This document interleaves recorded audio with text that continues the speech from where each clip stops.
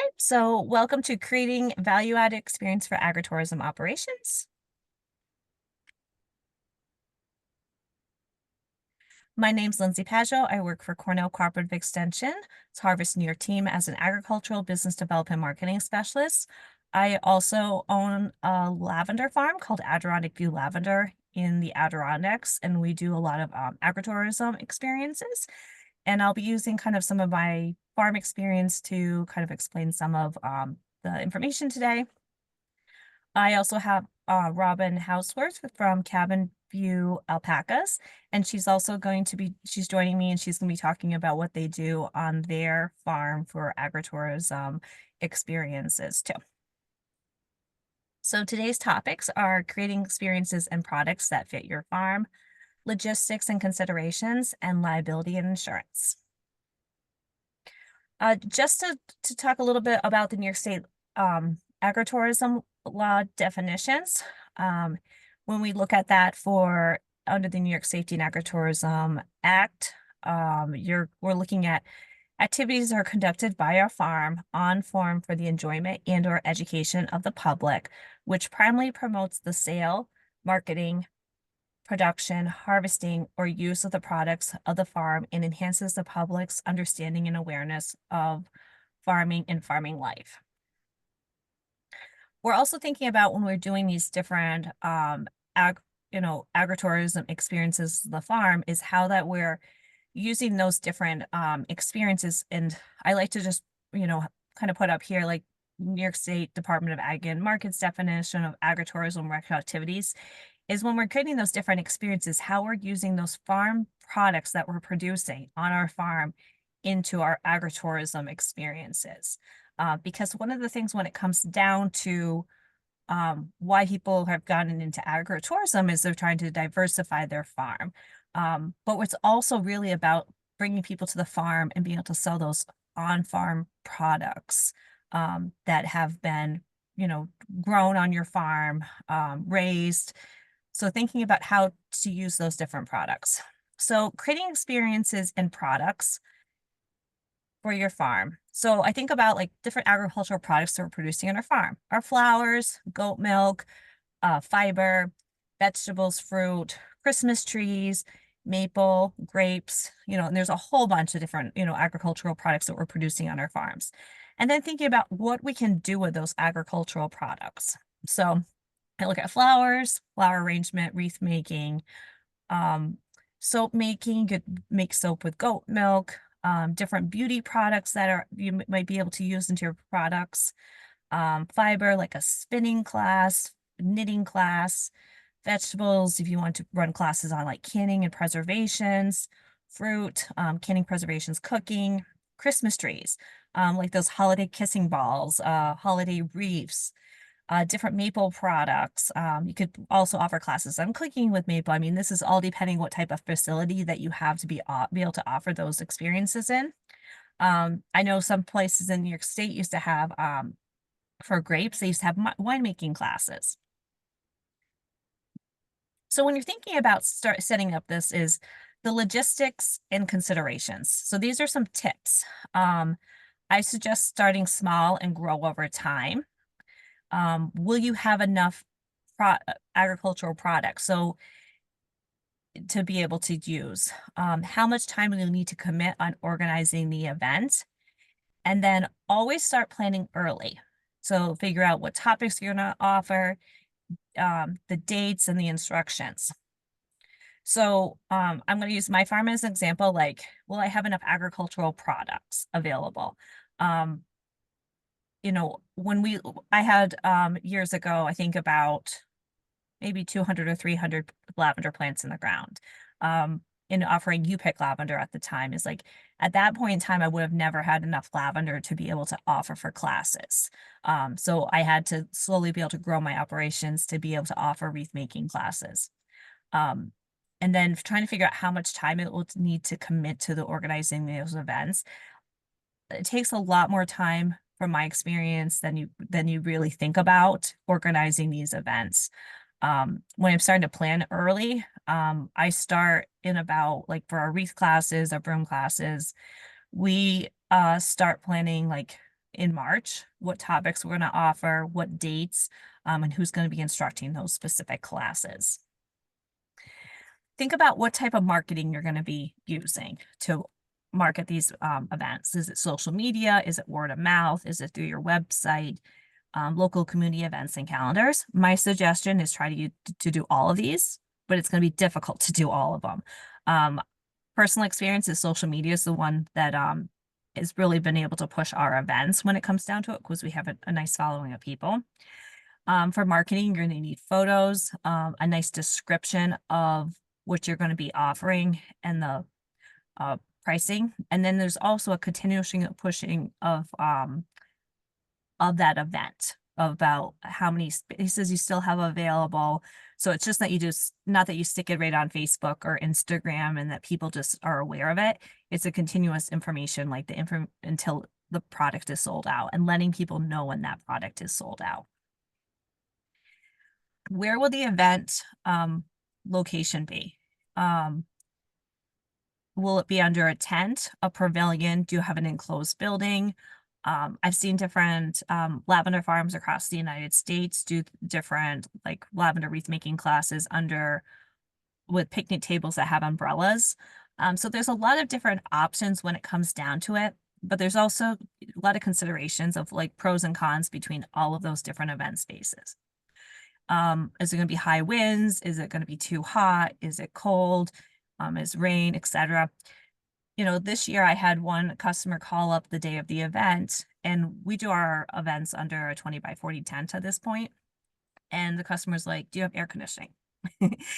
No, it's gonna be wet, unfortunately.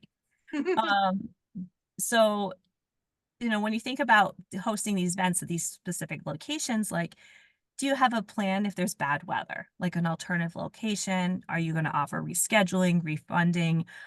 So figuring out that event location space is really important, and having a contingency plan of what to do if something changes in the weather. Platform registration. So there's lots of different platform registrations for events. I highly encourage having a platform registration versus having people call your business. It just streamlines everything. With considerations is it going to be using your current website, or are you going to use like an external website? Make sure you update it regularly. Text the sales prior to launching it. That's really important to making sure that everything works smoothly for your customers. Finding a platform that's user-friendly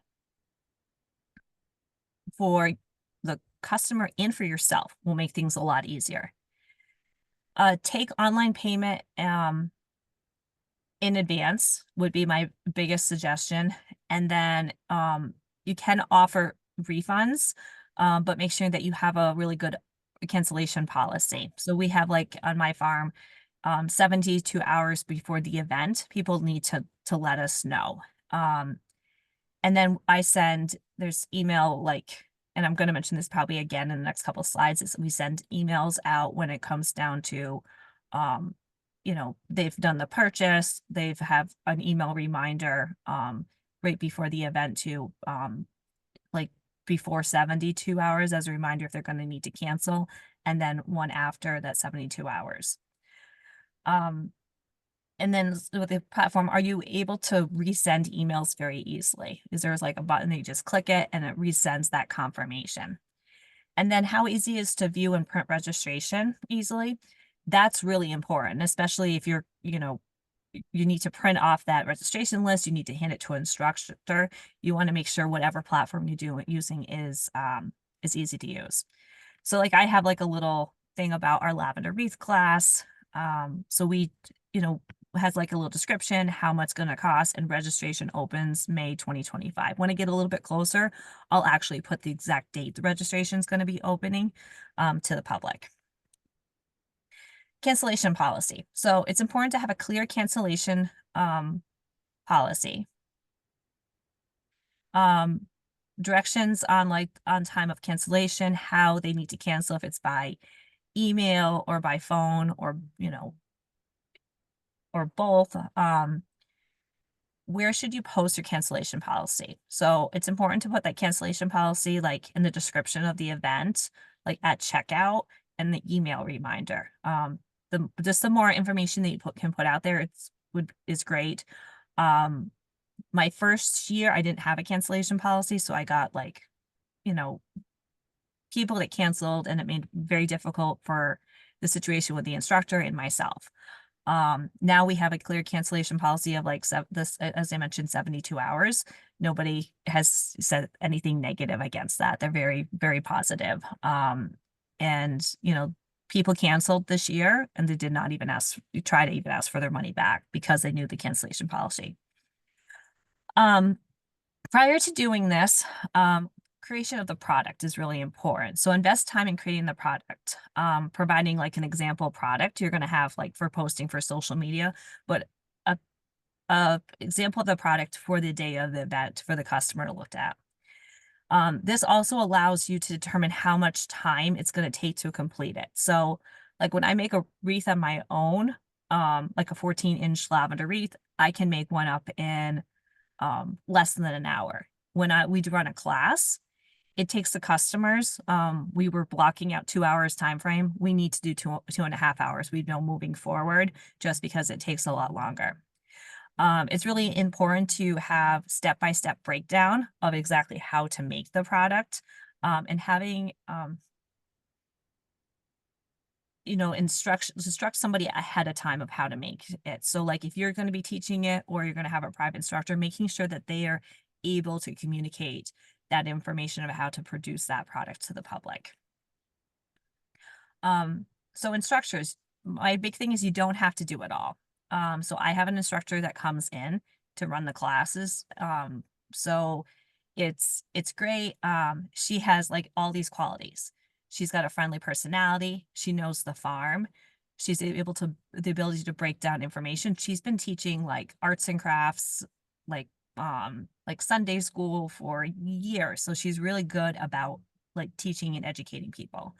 A timekeeper, that's really important. And then making sure that they clean up afterwards so they don't leave a complete mess of your location on your farm that's being run. Supplies. So create a supplies checklist. I'd really advise everybody to do of what they're actually going to need. So like for the wreath making classes, like I have a bin of lavender, a nice big size of lavender that's needed. I have the wire, I have the pliers, I have the 14-inch the frame for the wreath. So having that list has been really important just to be able to know what I need to prepare ahead of time. And then important to know how much you're going to need for supplies. And this also gets back to the instruction part. So our 14-inch wreaths has 1,600 stems in it. So we have everybody count their stems out. They need 40 bundles of 40 stems. And the reason why, and I learned this from, I think attending one of the U.S. Lavender Association's conference workshops online, is the public, if they don't know how much to use, they just don't know how much to put in there. So they might use too much or too little. And you also don't want to be giving away supplies to the public that's unnecessary. So it's important to have that breakdown and know much. Making sure the class is priced affordably to the community. It covers the instruction costs. Some people do like 50-50 on classes. Some people do like, if they charge a $40 or $50 class, the farm keeps $10 and the rest goes to the instructor. It's all based on what type of negotiation you have with your instructor. Make sure that covers the material and supplies costs and covers your time of marketing, customer interaction when it gets down to it. Agricultural products. So how much agricultural products do you need for the event? So determines like the space availability. So like this is an example, like when we do our wreath classes, we can technically have 2 people on each side, well, 1 person on each side of the picnic table to be able to do that. Determine if it needs to be processed ahead of time. So some of our classes use fresh lavender product. Some of it uses dried. So I have a lot of dried flowers that I've like harvested for this season that will be used next season when we start running events. So it's just also thinking ahead of time.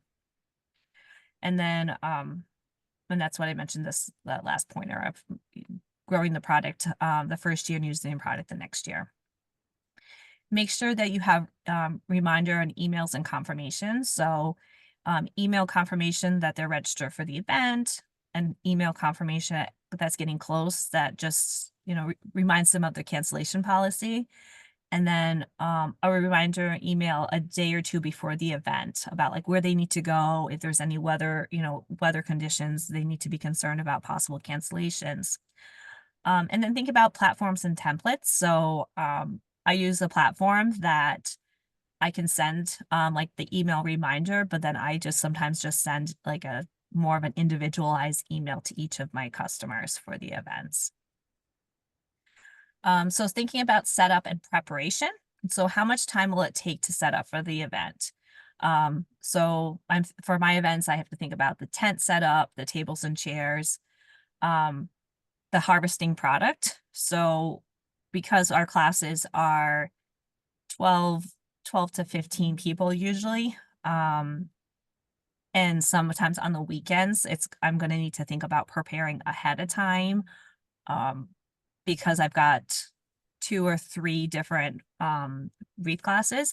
I have to really think ahead of time of how much needs to be pulled out of the field. Sometimes it's a whole row of lavender to cover the whole weekend. What other supplies you're going to need, and then like a registration list that you're going to give to your instructor about what's going on. Okay, so the day of the event. So I always make sure I hand my registration list to the instructor. I pay my instructor. I have everything paid in an envelope. It's all, I write down exactly what events it is for them.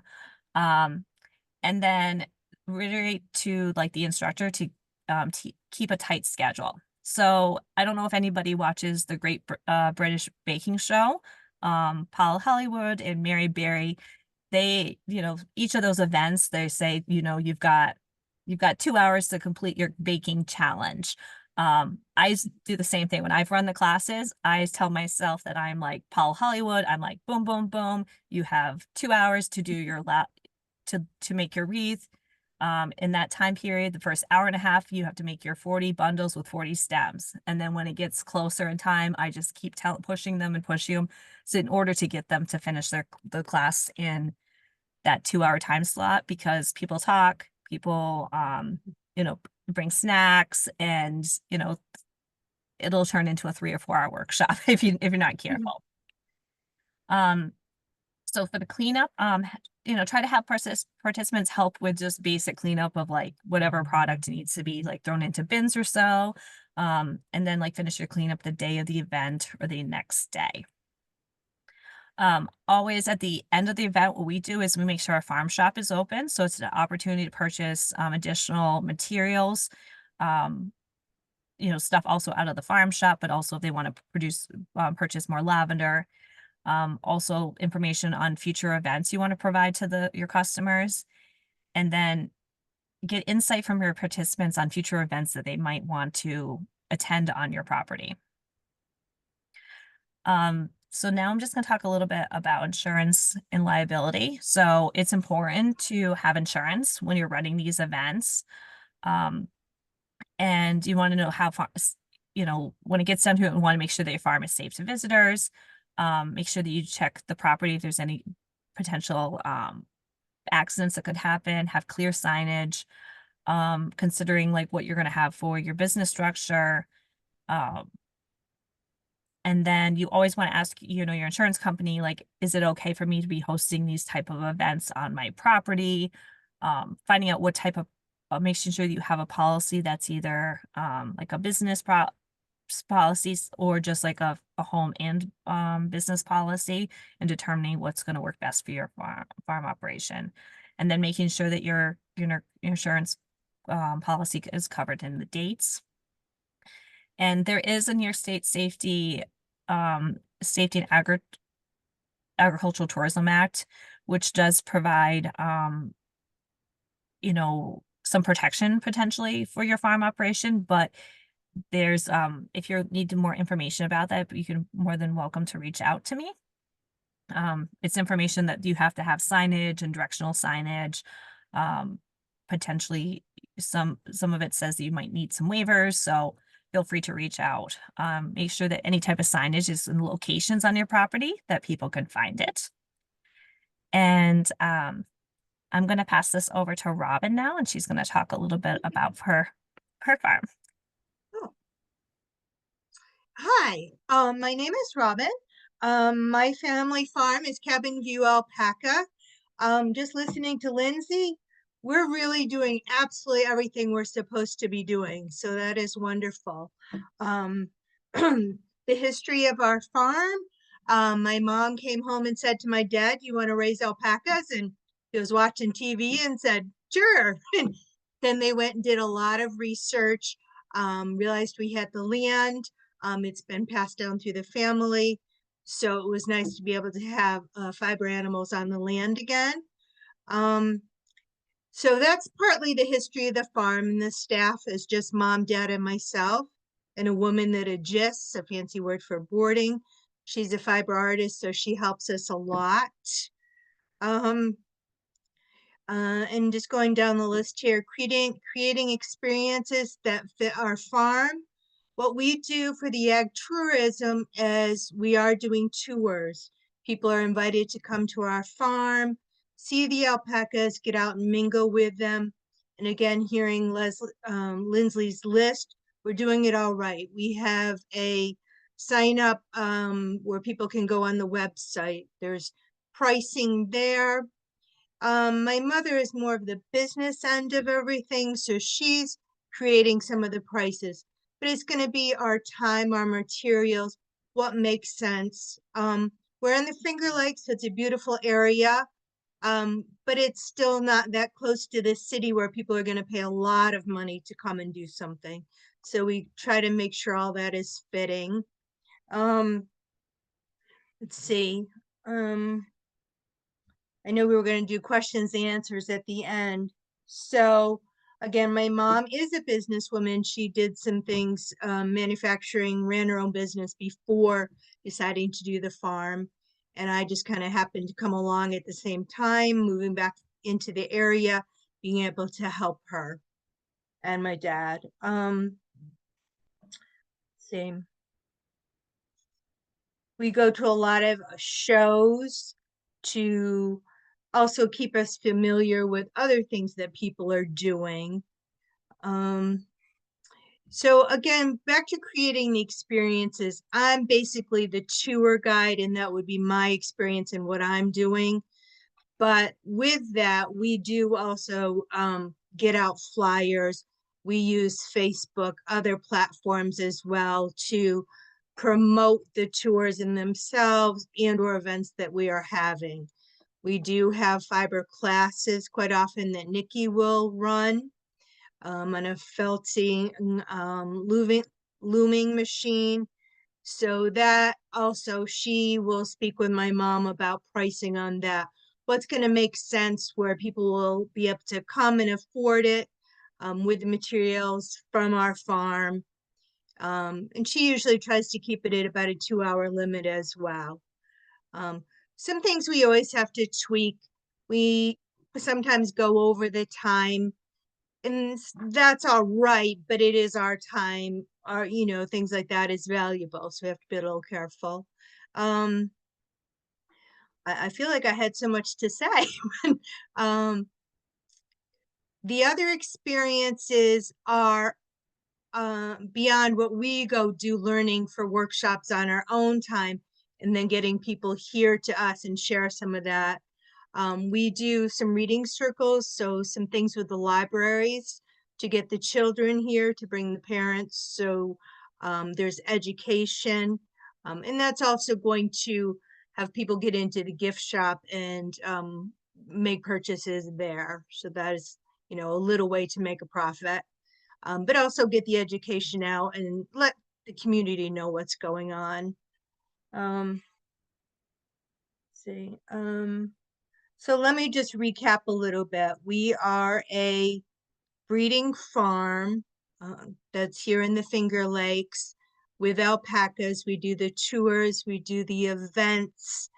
Again, we go through all of the things that Lindsay had mentioned where we are trying to get the public to come to our farm.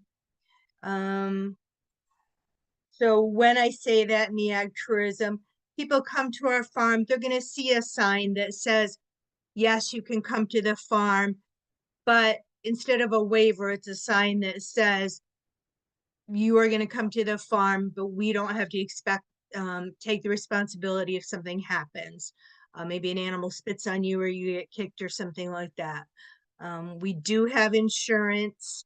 I wasn't really going to go through that a lot, but you can get it through a State Farm or Farm Bureau, but we definitely have it to make sure that we are covered when public comes to the farm.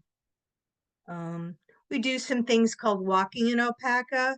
So that's another way for the community to get involved with the animals and help us also with a show ring to promote our animals in a different way. We show the animals to say we have quality animals to continue breeding with, as we're a breeding farm. And then there was a picture of a wedding here. So we do some fun events like that. We've taken some of the alpacas to some weddings, public events, things like that. Again, we go to the reading programs, to the libraries. We also invite the libraries to us. We're doing a reading circle coming up. That is going to be the same day that Nikki's going to run a felting class. And we hold that in the studio. And again, that's something Mother and the instructors talk about their pricing on their time. Sometimes it's donated, sometimes it's not. It's paid right up front, depending on who that instructor is. Nikki is part of our staff, so she's doing things, again, kind of with my mom on they discuss it among themselves. But when we do have other instructors come in, just like what was mentioned before, you have your price right up front, you pay them, and you go from there. Let's see. And then so on the store, after you do the tour, you can go into the farm store, and that's where our product is going to be. We have some dryer balls. We have items made in-house from my dad or some people that are in the family that knit. So we have all the fiber, scarves, mittens, hats, socks, things like that. So it's kind of neat to see the animal and then see the products that's made from it. That's kind of fun. Bouncing around a little bit. But when I do the tours and I have young children, it's nice to say you just don't walk into Walmart and buy a sweater. It actually starts from somewhere. So we go through that. Feel like I'm talking relatively fast. Let's see. And so some of the classes that we have are, like I said, the hand spinning, the wet felting, dry felting, the machine, which Nikki runs. With that, I also work with the 4-H, so I might have a field trip and the kids get to experience something like that. And that depends on the day and who's with us and the cost. And that goes with the educational things about the farm. You know, when we do just a field trip like that, but then we also do more involved classes for people that maybe are getting into the industry. We'll call it Alpaca 101, and you come to our farm. We set up things nice in what we call the studio. So we set it up all nice, knowing public and people are going to come in. We have tea and cookies and things, set up the tables, have everything ready so people can learn with us, maybe some handouts, things like that. See. Lindsay, do you have a place where you'd like me to continue to go on or stop or? That's perfect, Robin. That's great. I can stop the recording. Okay. I feel like I